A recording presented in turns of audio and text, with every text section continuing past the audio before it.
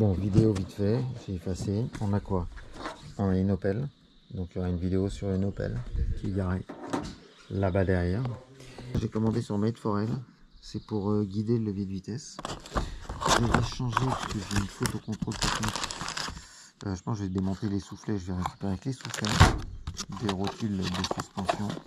Je vais faire une purge du liquide de frein parce que puis je mettrai de la graisse dedans. Une purge du liquide de frein parce que je vais changer par des plaquettes Brembo. Voilà, on va mettre des plaquettes neuves et surtout on va mettre des disques de niveau percé pour 4 ailes. Voilà, bon, c'était une petite vidéo d'1 minute. Alors, bienvenue sur Opel Passion, la nouvelle marque du groupe. Alors on est sur un Crossland, que j'écorche pas son nom, qui est l'ancien Crossland X, donc ça doit être un modèle 2024, qui esthétiquement est plutôt pas dégueulasse de l'extérieur. Alors j'aime, là il y a beaucoup de découpes, je trouve. Donc on a la trappe à essence qui fait une découpe supplémentaire ici. Mais bon, globalement on est sur du 4,02 m avec de la neige au fond. J'espère qu'on la verra. C'est le Rhinoso. Puis les autres là-bas, ça va être le Rotondo. Mais bon, il reste de la neige. Donc je pense qu'on ira aussi par là-bas parce qu'il va y en avoir un peu. Mais bon, bref, ça c'est un autre sujet. Donc on est sur du 4,02 m avec un coffre de 410 décimètres cubes jusqu'à 500. Voilà, c'est plutôt moyennement grand, mais pas trop petit aussi. A priori, on peut avancer les sièges comme une capture, comme un capture. Je regarde si c'est le cas, je ne trouve pas. Mais ils avaient l'air de dire que ça passe jusqu'à 500. En tout cas, on peut de façon assez simple rabattre les banquettes. Voilà. Alors on est sur un... Je voulais regarder, j'ai vu quasiment aucune vidéo sur cet engin. Quasiment rien. Donc je vais le faire en mode improvisation. C'est rare de voir encore des soudures comme on voit sur les anciens modèles. Plastique dur à l'allemande. Bon, je déconne, mais c'est parce que je vais faire comme ce que font les autres. Voilà. Alors, plutôt grand à l'intérieur. Voilà. Plutôt confort. Plutôt agréable. Il y a de l'espace. Je pense qu'à 3 derrière, on est bien. Petite vitre électrique. Petit accoudoir là. Plutôt joli. Franchement, j'ai déjà roulé avec. Je vais l'avoir qu'une journée parce que on est 12 jours en course en Corse. On voulait laisser la voiture de 4L à l'aéroport pendant un mois, la récupérer pour pas avoir de voiture à louer. Mais à 350 € le mois pour laisser une 4L, ils ont dû croire qu'on avait un Range Rover. Du coup, on n'a pas fait. Du coup, on loue ce petit véhicule pour une journée. Une journée se transforme en 2 jours et du coup pour 80 €, et on a la 4L qui est de l'autre côté. Alors je vais vous ouvrir le capot, après je vous montrerai l'avant du véhicule parce que l'intérieur est plutôt assez sympa. Alors sur les pneus, pour le coup on est sur du 195/60 R16, donc ce qui est petit désormais, ce qui était anciennement assez gros. Et là on est sur du, si mes informations sont bonnes, du dégueulasse, pardon, du waouh, du, ouais, alors c'est le 1,2 litre, le fameux 1,2 litre Peugeot Stellantis, qui manifestement ne connaît pas des jours de gloire, mais ce modèle est équipé donc du 1,2 litre de 110 chevaux. Il existe aussi en version 130. Il y a aussi un 1,2 litre en 3 cylindres qui fait 82 chevaux pour cette Crossland. Alors, sympathiquement à un vérin. Je sais même pas comment on peut arriver à mettre autant de... Je sais pas. Il n'y a pas d'isolant là, mais sur la route, en fait, elle se comporte plutôt bien en termes de silence. Et donc, c'est le fameux 1,2 litre de PureTech. Bon, après, soit dit en passant, fonctionne bien. Là, on est au mini. Vous voyez, mini au niveau du liquide de refroidissement. Je suis même pas sûr qu'il y ait du liquide là-dedans. Ok, donc ça c'est la durite. Ah bah c'est marrant parce que, alors c'est marrant, je sais pas si je peux vous montrer, mais l'échangeur RR qui est là, la durite, ça souhaite celle d'arrivée d'air, ça c'est la durite de turbo vu la chaleur, et l'échangeur RR qui est là, on dirait celui d'une Fuego quoi. Bon bref, un petit échangeur RR tout petit tranquillou, et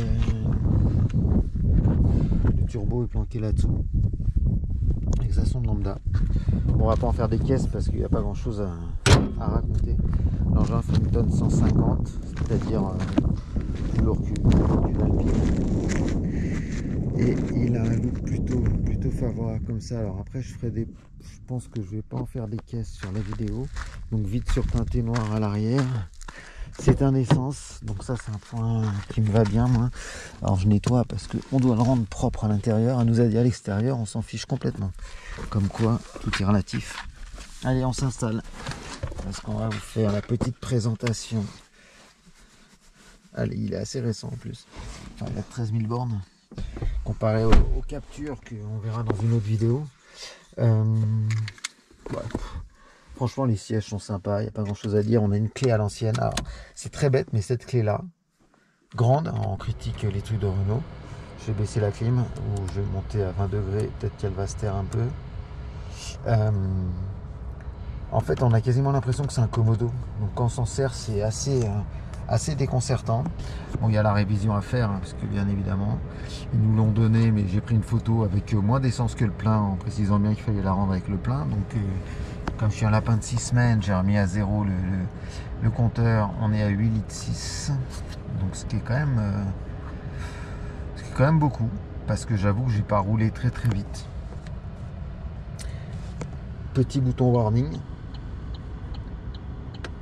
On a classique, on peut fermer les fenêtres à l'arrière. On a les 4 vitres électriques, rétro gauche, droite électrique. Les phares auto, je suppose qu'on passe en plein phare. Ouais, c'est en phare, plein phare en appuyant. Ok, et là ça va être pour la hauteur, le réglage de hauteur des phares. Ça je sais pas, aucune idée. Ça a changé quelque chose là. Commande vocale, donc on peut gérer des appareils. Alors moi je me suis dit, je vais peut-être mettre le mien, rechercher un appareil justement, ça m'intéresse. Si je peux mettre hop, je voulais dire ma playlist sur Spotify. Il me dit aucun appareil détecté, pourtant j'essaye. Hop, je recherche, on continue. Peut-être qu'il va me trouver, ça serait une bonne chose. Hop, il me trouve pas. Bon, pour l'intérieur, c'est du moussé, comme diraient les Allemands. Ça, c'est une espèce de laque peinte. Ça, je sais pas, ça sert à quoi. Pour vérifier la pression des pneus, donc on réallume, je pense. Off, start and stop désactivé ici. Là, on a le SP désactivé, oui. Là, on va avoir l'alerte à fil de franchissement de ligne qui va être désactivée. Et là, on a les pneus qui s'activent.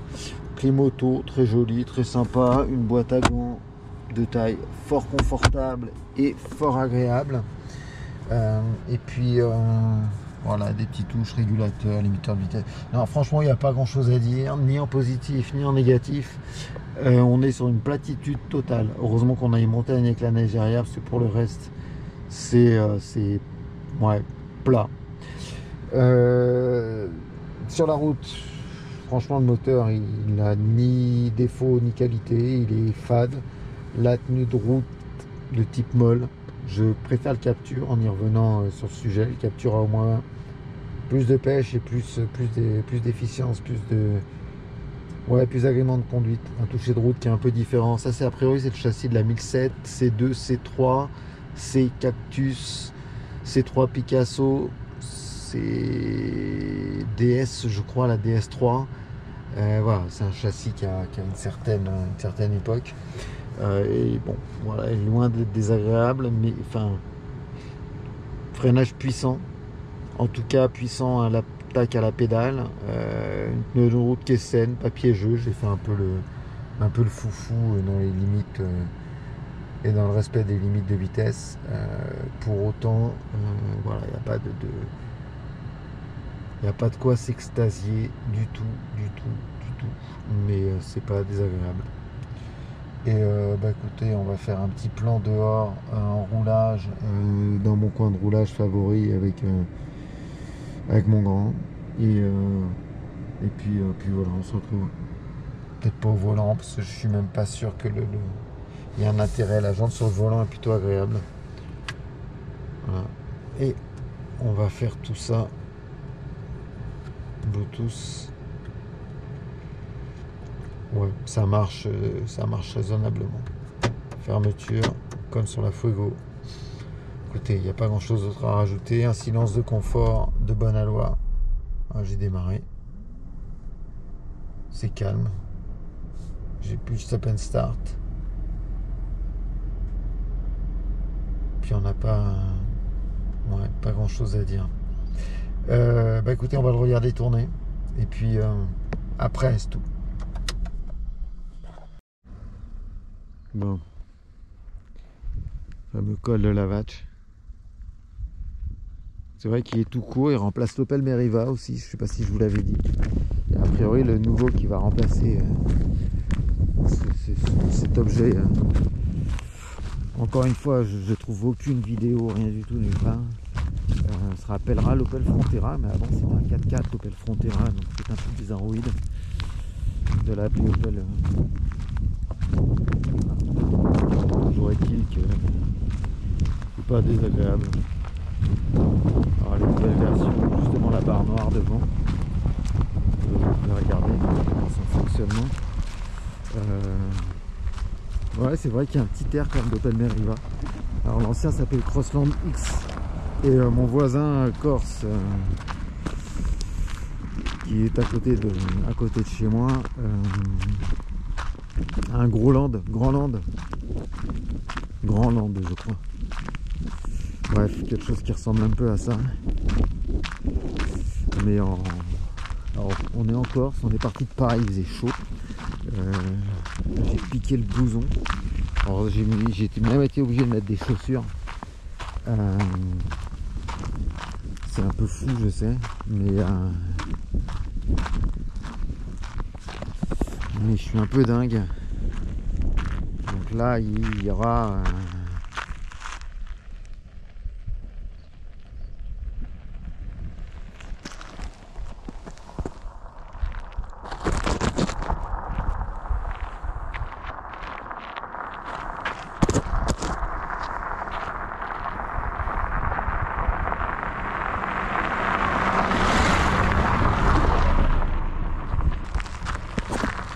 sur un truc plutôt sympa. Vous avez la vue arrière, assez cubique.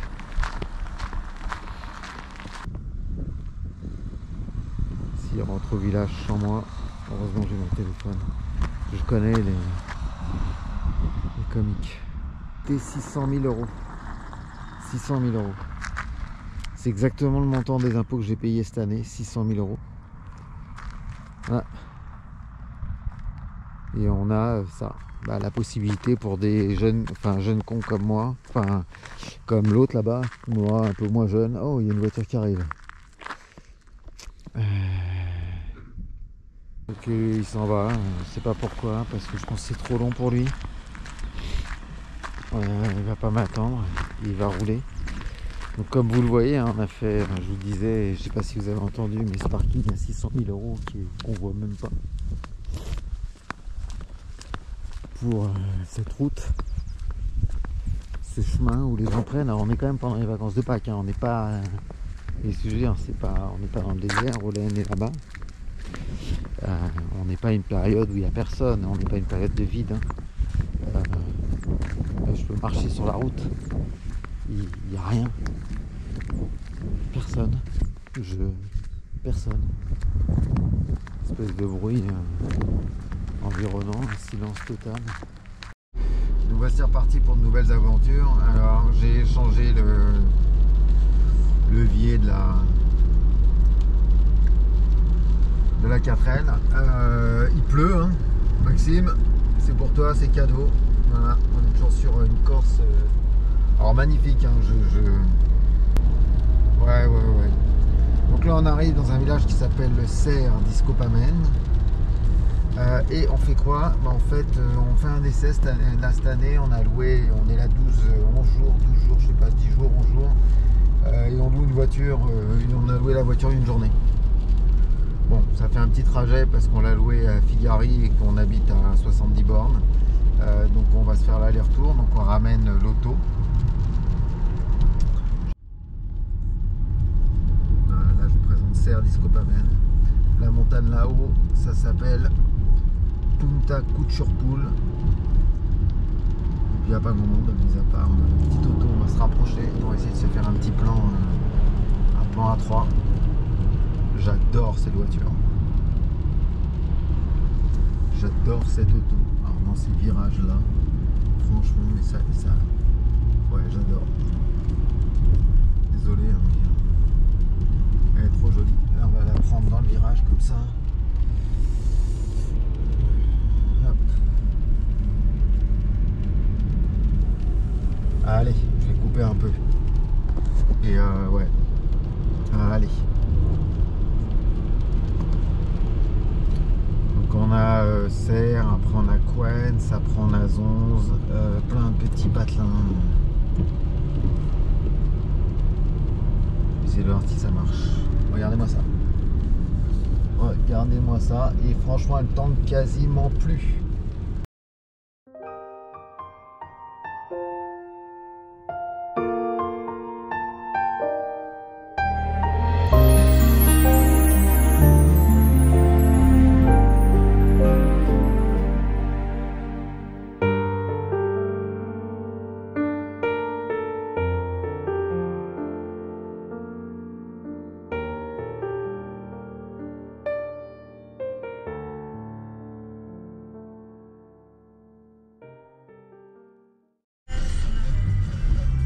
Ah, 2 4L. L'autre. Ah, et là-bas.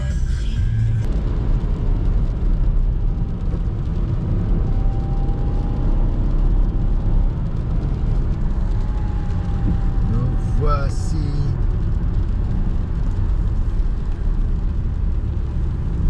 Voilà. Bon, allez. On a fait beaucoup de choses. C'est très joli. C'est vert, mais à une ordre d'idée. Puis regardez là, comme c'est beau. Je sais pas si vous voyez. Regardez la route, il y a de la mousse. Partout. Tout mousseux. Tout moussu.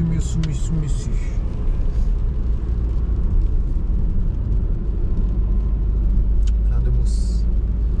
Hop. Oh, qu'elle est belle. Ah là, je suis amoureux. C'est comme ça. Allez, adios. Bon, je reprends. Du coup, je suis à la poursuite de la 4L. J'ai fait le plein. J'ai dit à mon choupi de partir devant moi. Et puis, il y a cette voiture qui s'est insérée, je pense. C'est une route qu'on fait pas souvent. J'aurais bien aimé réussir à le rattraper, à le rejoindre. Il n'était pas trop confiant. Et du coup, lui, il va beaucoup moins vite qu'une 4L, quoi. Voilà. Bon, allez, on poursuit. La route est aussi magnifique quand même. On a beau dire ce qu'on veut. On va essayer de doubler le jeune Padawan et rattraper le autre jeune Padawan en 4L. Sauf si je la vois au loin. Si je la vois au loin, ça veut dire qu'on va plus vite parce que je ne voudrais pas non plus le doubler lui et qu'il aille plus vite. Mais franchement, je pense que mon choupi va plus vite. Alors je vous laisse parce que là, je vais doubler. Non, je ne vais pas doubler. Des fois, on croit qu'on va pouvoir et puis on peut pas. Si on la vite, c'est pas si simple que ça. J'ai essayé de doubler à la sortie du virage. On va voir, c'est une technique. Je suis en seconde. On laisse un chouïa d'avance et puis s'il y a une côte et qu'il avance pas trop vite, on va peut-être pouvoir le tenter.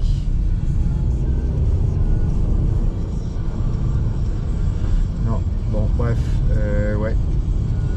Allez, à plus. Perso, j'aime la Corse, ces montagnes, regardez-moi ça. Regardez-moi ça. Tout est beau. Là on est sur une grosse route, il n'y a personne. Encore une fois, hein, je me répète, mais c'est bon de se répéter par moment. Regardez, je roule vite là. Je roule vite et pour autant, pourtant, vous voyez un virage comme ça, vous sentez les pneus. Là, elle est pas à l'aise la voiture, elle est pas à l'aise l'auto. Et elle est pas à l'aise. Et même en voyant de dos la 4L, enfin, regardez, là, ça glisse. Je suis emporté vers l'extérieur. Je suis vraiment emporté vers l'extérieur et pourtant, je roule pas beaucoup plus vite que la 4L. Mais là, je suis emporté. Voilà. Là, il met son Clio, oh, il est trop bon. Ouais, c'est parfait. C'est parfait. Ouais, regardez en fait la stabilité de la 4L. Regardez, en fait, rien que de là, on voit une certaine légèreté. On voit l'habileté. En fait, la conduire, c'est 700 kg. Mais en fait, on voit bien que c'est light. Ouais. Avec ces pneus de 135, en fait, j'ai essayé hier, il n'y a pas un, enfin ce matin, il n'y a pas un glissé. Regardez. Regardez le truc. Voilà. Moi, elle me tire vers la gauche. Elle est là. Tic. Bref, allez. Fin de l'histoire. 4L 15. Spaceland 14. Voilà. Après, c'est tout à mes goûts. Bon, j'ai l'agence pour la voiture qui vient de m'appeler. Je vous fais une petite vidéo de la route. Là, du coup, il a de l'avance. Je me suis arrêté. J'ai vu une Tortureman sur le bas-côté. J'étais content. Waouh, c'est pas du brouillard là. Et waouh, regarde-moi ça. Et oh, bah, il se met à pleuvoir, le déluge. Ok. Alors là, j'ai rarement vu ça. Alors, je vais allumer la lumière. Je sais même pas comment on allume sur cette putain de bagnole. Bon, je vous laisse une seconde.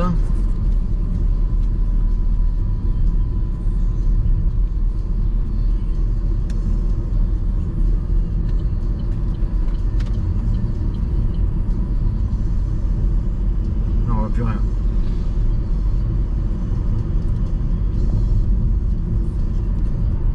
Ah bah là, on va jeter à l'eau, on va plutôt jeter à la rivière.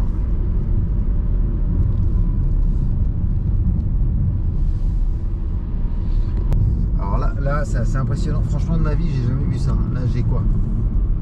5 mètres de visibilité.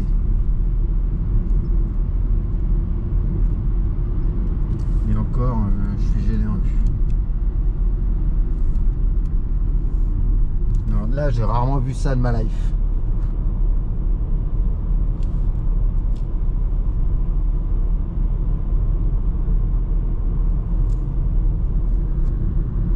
Non, bah alors la caméra, ça rend rien.